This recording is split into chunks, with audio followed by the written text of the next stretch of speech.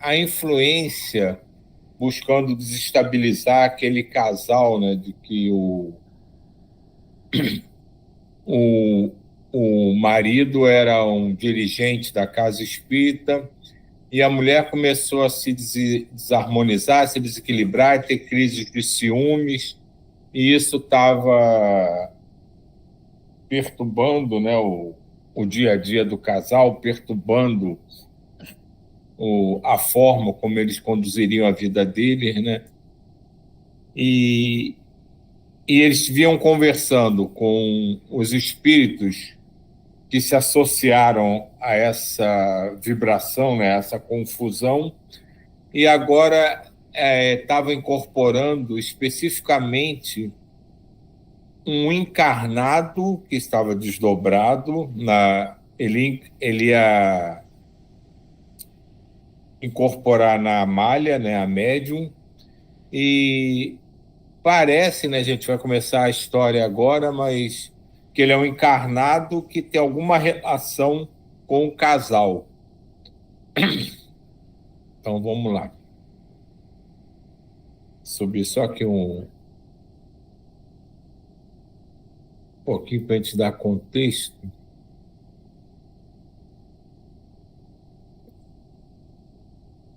Aqui. Tratava-se de um cavaleiro com mais ou menos 50 anos de idade que envergava indumentária religiosa de nível superior. O orgulho e a prepotência estavam visíveis na sua aparência presunçosa e nos ademanes de aparente distinção. Com ele vieram alguns áulicos trazidos sem o saberem pelos construtores do trabalho. Serviam-no em contínua bajulação, que lhe exaltava a prosápia e o falso poder. Nada obstante, exteriorizava ondas carregadas de vibrações perniciosas, que se denotavam a faixa vibratória típica do seu estado de evolução. Deveria ter sido religioso de destaque na sua última existência fracassada, em razão de sua face estampada pelas expressões de ressentimento e desgosto. Logo que houve a perfeita identificação do seu perispírito no de Amália, podíamos ver a união de ambos que se confundiam em contínuas ondas emitidas pelos centros de força, poros perispirituais, tornando notável o fenômeno, demonstrando a supremacia do comunicante sobre o duplo etéreo, que se dilui após a desencarnação. Silvio. Diga. Eu fiz um questionário essa semana, né? Então, acho que 7 perguntas lá daquele curso que eu falei para vocês que eu estou fazendo. E uma pergunta era essa sobre duplo etéreo. E eu errei. Eu me confundi toda. Eu sempre tenho dificuldade nesse duplo etéreo aí.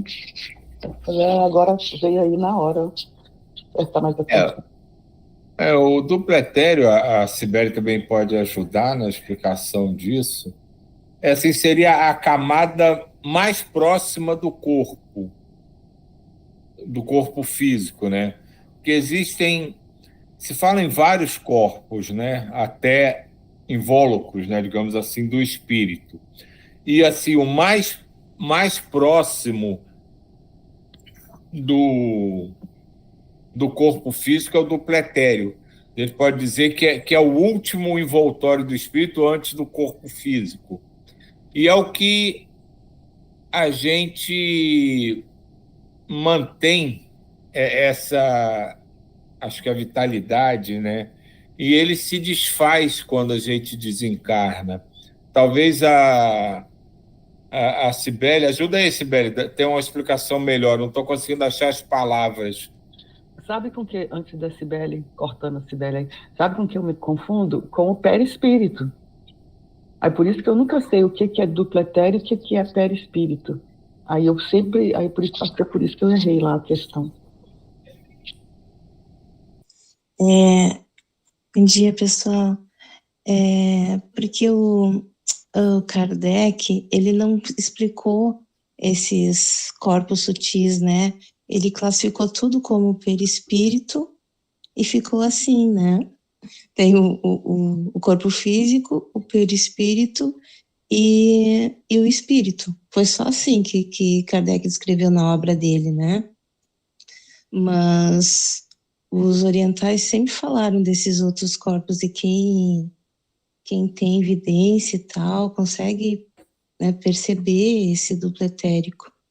E aí tem várias versões, né? Diz que os projeciologistas falam que são 4 corpos sutis. André Luiz escreveu 5 corpos sutis. Aí tem né, tem quem fala que é 7, tem quem fala que são infinitos.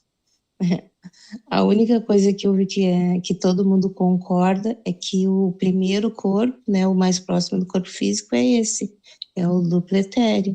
E ele é como o Silvio falou, né? É o nosso corpo energético, é onde está a nossa força vital. E aí, quando a gente desencarna, é o corpo que fica com o corpo físico, ele some, né? Os outros corpos sutis que a gente tem continuam com o nosso espírito quando a gente desencarna. E é o nosso, porque ele é o corpo energético, é o que dá energia para o corpo físico, entendeu?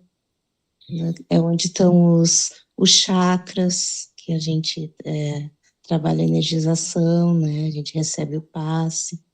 É tudo no duplo etéreo. É o que eu sei. Obrigadão, Cibele. Variou bastante. Não, é porque é o que a Cibele falou, isso é uma coisa que não tem assim muita explicação, e se você for tentar se aprofundar, você vai achar linhagens que falam sobre isso, mas cada um fala de uma forma.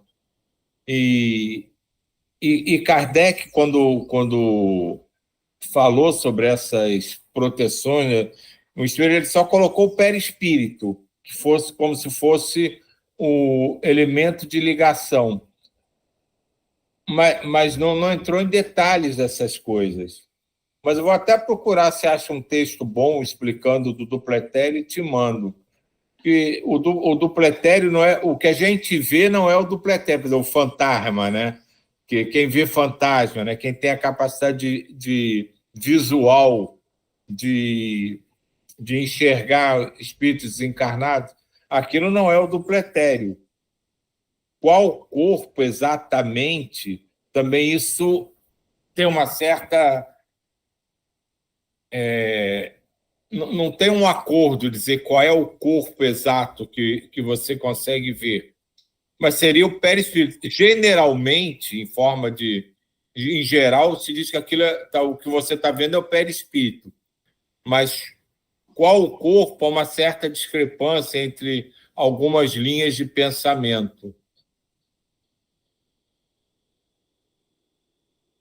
Mas eu vou procurar, Glaucia, alguma coisa que explique melhor. Achando, eu te mando. Obrigada.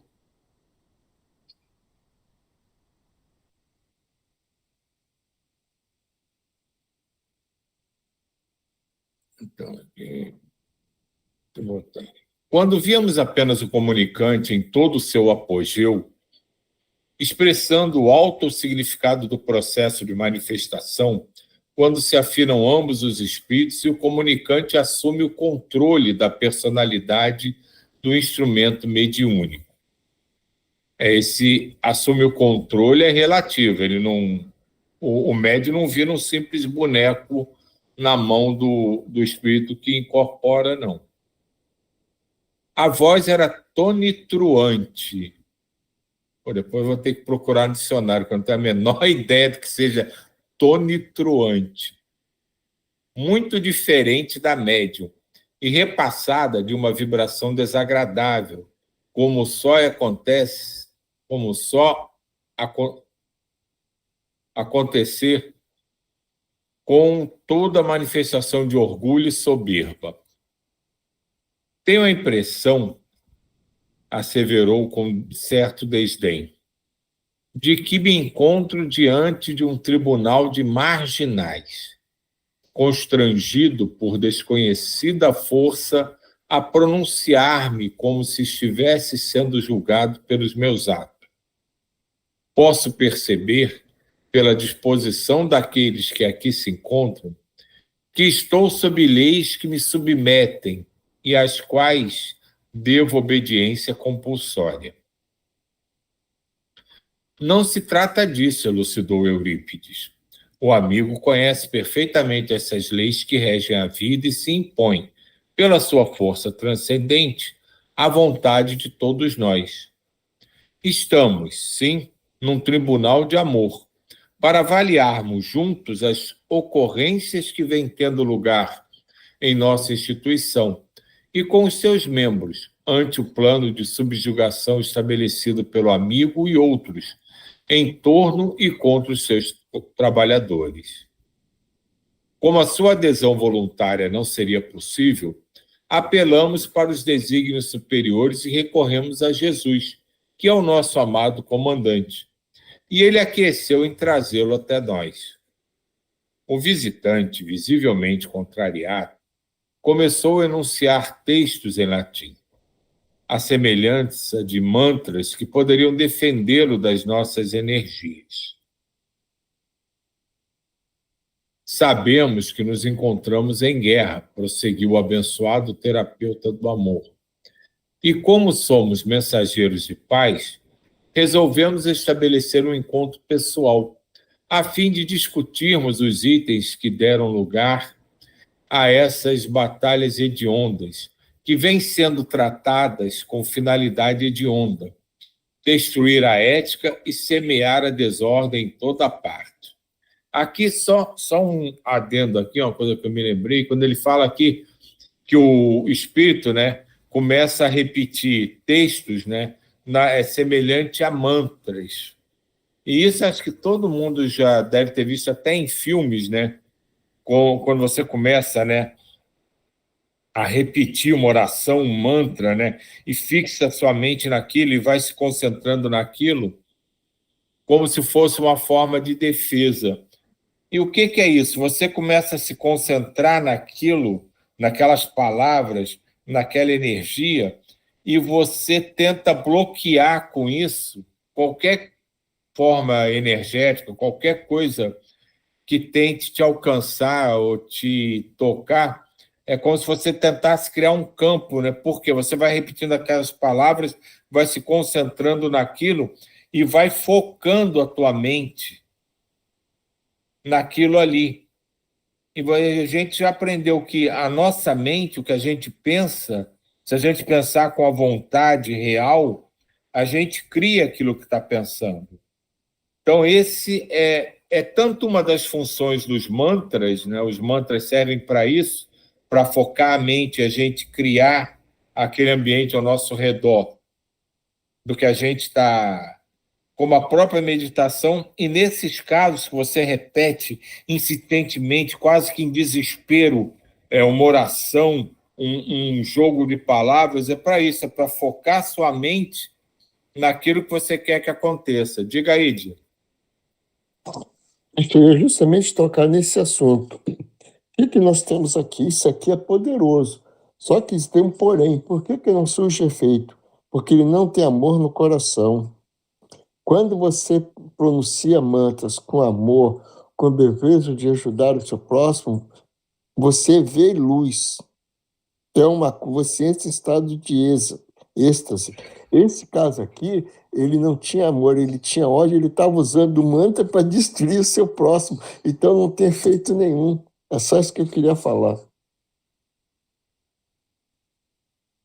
Silvio, e essa era a função de rezar o terço também, né? Sim. A Igreja Católica meio que desvirtuou isso porque eles usavam as orações como punição, né, para as pessoas, e aí no nosso inconsciente coletivo foi ficando como punição, né, tu orar tantas, Pai Nosso, tantas, Ave Maria. Era para ser a função também. É exatamente isso. A oração não deixa de ser um mantra, né? Só que a gente não fica repetindo. Mas eu conheço pessoas que ficam repetindo, vai emendando a mesma oração. Às vezes não é nem um Pai Nosso inteiro ou uma Ave Maria, é uma oração que ele conhece, que ele vai emendando e vira um mantra justamente para surtir esse efeito dele, focar a mente dele naquilo e não deixar ela se distrair com nada ao redor. e fortalecer o pensamento dele naquilo que ele quer transformar no objetivo dele. Mas essa lembrança do texto foi bem interessante, que é exatamente isso. Diga. Sou eu de novo. Eu tenho um grupo que é o grupo do terço, que a gente fala, né? E a gente, de 15 em 15 dias, a gente se encontrava na casa de amigos para rezar o terço. Eu, como espírito, né? Mas tudo bem. E aquilo começou a me incomodar, porque chegava, rezava uns 30, 40 minutos, né? Aquelas repetições, e depois comia e bebia. E aí eu comecei, falei, gente, esse negócio não tá certo. Aí, no momento lá, me enchi de forças e comecei. Eu falei, gente, que tal a gente comprar a cesta básica? Que tal a gente fazer uma arrecadação de alguma coisa para ajudar? Que tal a gente fazer doações? Porque eu estava me sentindo assim muito... era uma repetição que, para mim, não estava dando certo. Para mim, essas repetições era esse isso, não que não valorize, mas era que, no momento, não estava surtindo efeito para mim. O povo rezava, aí parava, todo mundo comia, bebia, tchau, e ia embora. Aí eu comecei a colocar outros objetivos, né? Eu comecei a arrecadar, cada encontro a gente colocava um objetivo. Nesse encontro eu colocava no grupo, né? Quem puder levar roupa de frio. Aí eu juntava tudo. Quem puder levar um mantimento não perecível para a gente. E aí eu me senti mais útil do que você, de 15 em 15 dias, encontrar. Nós éramos 10 casais, então no mínimo eram 20 pessoas, fora as crianças, e com o intuito só de encontrar, rezar, comer e beber. Mas, para ser sincera, no final, o grupo acabou se desmantelando, não deu muito certo. Mas enquanto eu consegui fazer isso, eu já me senti mais útil, né? É só um depoimento. Mas isso, Glaucia, é o que... Acho que foi a Cibele que falou, não sei se foi ontem ou anteontem, daquela questão do porquê que as pessoas dentro do centro parecem boazinhas e fora são pessoas, digamos assim, normais, entre aspas. Isso acontece não só com quem frequenta, ou seja, uma igreja, uma casa espírita, ou um templo budista, ou um grupo de oração assim, é aquela mentalidade do que, eu faço isso, então, só naquele momento, e acha que está bom. Esquece que precisa de todo um trabalho, né? Não é só aquela meia horinha que você fica ali. Não é porque você vai na igreja, assiste uma hora a missa, você tá liberado para fazer o que quiser, está livre. Não é porque você vai numa reunião espírita, não é porque você encontra um grupo para fazer uma oração, que é aquela coisa de que não pode parar, porque aí você não sabe nem onde parou, tem que começar do início, que é a repetição do papagaio, né? Que aquilo surta o efeito. Tem que ter um envolvimento, como o Djair lembra a gente. O que a gente faz mesmo, o mantra, tem que ter amor, tem que ter dedicação, tem que ter um objetivo claro na nossa mente, no nosso coração para aquilo. Você tentou imbuir o teu grupo disso, né? Criar novos objetivos, aproveitar o encontro para produzir algo a mais. E isso acabou, com o tempo, se perdendo e o grupo se desfazendo, como você disse. Porque o objetivo não era crescer, era só se encontrar.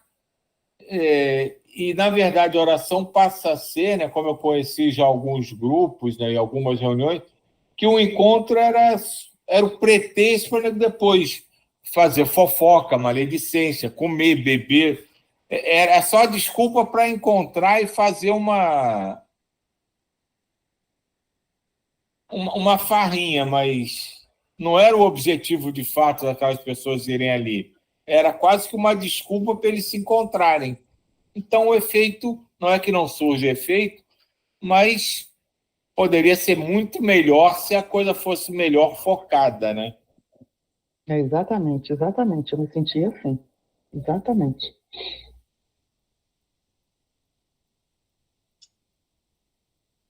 Silvio, Diga. uma observação sobre a oração. Estava lembrando agora que por muito tempo, assim, depois que eu me afastei de centros espíritas, que eu ia só para tomar passe e tal, as minhas orações, como era só entre eu e Deus, as orações não tinham mais frases, não tinham mais palavras, né? Eu tinha um sentimento do momento, estava precisando de uma ajuda. Então eu mentalizava, eu preciso de ajuda, e eu fazia aquilo como um mantra, exatamente como estou dizendo. É como se repetisse uma frase, mas sem nem elaborar a frase, era só o sentimento, né? Eu queria agradecer. Aí eu ficava uns minutos só sentindo gratidão, gratidão, gratidão, gratidão. Eram as minhas orações. E foi o período que as minhas orações eram as mais sinceras possíveis. Eu sentia completamente, né? Que era só eu e Deus, e tinha aquela conexão e pronto. E não tinha mais nada, né? E aí, mais ou menos aos uns 35 anos, quando eu estava morando em Natal, eu voltei para os estudos, né? E aí, eu sou espírita a vida inteira, né? E aquilo foi um choque cultural para mim, praticamente, porque tu volta para os estudos, né? E tu é duramente criticado por quando tu não quer fazer uma prece oral para todo mundo. Só que eu não sabia mais fazer essa prece, né? Não que eu não pudesse falar algumas palavras, só que o meu cérebro não funcionava mais daquela forma. Ou eu ligava o racional e elaborava uma frase, ou eu me conectava no meu silêncio com Deus. E aí eu acho assim tão duro, né? E hoje eu acho tão triste que as pessoas fazem isso, né? O pessoal que chega nas casas espíritas, às vezes nem não sabe orar que nem eu não sabia, não sabia. Expressar o sentimento falando, né, em voz alta, e sentir me conectar ao mesmo tempo. Eram duas coisas separadas e eu tinha dificuldade. Mas tem pessoas que é por timidez, tem pessoas que, né, não têm aquela prática. E aí eu já vi tantas coisas feias que falam, né, disse, ai, como é que a pessoa quer ser cristã, quer ser espírita e não quer fazer uma prece, não sei o quê, vindo dessas pessoas que têm a facilidade, né? Então, porque eu acho que cada uma das pessoas tem dons diferentes, né? Tem pessoa que expressa todo o seu amor ali num abraço, num sorriso e tá lindo. Tem outras pessoas que têm o dom da oratória e conseguem falar coisas lindas, né? E às vezes tá falando coisas lindas e nem tá emanando sentimentos, né? Eu acho muita hipocrisia e eu acho muito triste quando as pessoas fazem hoje em dia esse tipo de crítica, mas na época, né, eu me criticava muito, dizia, ai, eu não consigo elaborar uma prece.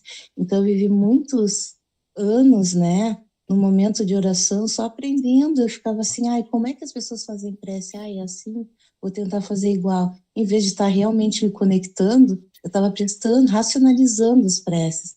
Ai, foi um período muito, muito ruim, né? E aí, quando eu entrei nesse grupo aqui, que eu lembro que às vezes eu era convidada, e eu tenho dificuldade. Às vezes eu percebia assim que eu começava a fazer uma prece, daqui a pouco eu parava, eu estava em silêncio, nem me dava conta que eu estava em silêncio. Quando eu realmente me conectava, eu ficava muda, né? Então, para eu conseguir fazer uma irradiação como vocês fazem, eu acho que ainda vai demorar um tempo, né? Hoje em dia eu consigo fazer uma oração e tal, né? Mas eu não sinto aquela conexão tão grande quanto eu tinha antes, mas agora eu já consigo, né? Sem precisar ficar pensando, racionalizando muito. Para mim é um exercício, mas é difícil ainda, não flui assim como flui para outras pessoas. Cibele falou uma coisa importantíssima e, ao mesmo tempo, considero uma coisa linda, realmente maravilhosa. É muito comum, isso eu vi aqui com Sani, quando ela começou também, a dificuldade que ela tinha, o medo, porque ela via quem falava bem, quem tinha facilidade de conduzir uma irradiação, fazer uma oração, e é quase que automático que as pessoas tentem imitar essas pessoas. E aí isso aumenta o bloqueio que elas têm, a dificuldade que elas têm. Que isso não é falha nenhuma, não é defeito nenhum, não é erro nenhum. É só um momento dela ali que ela ou não se sente à vontade, ou não tem experiência naquilo.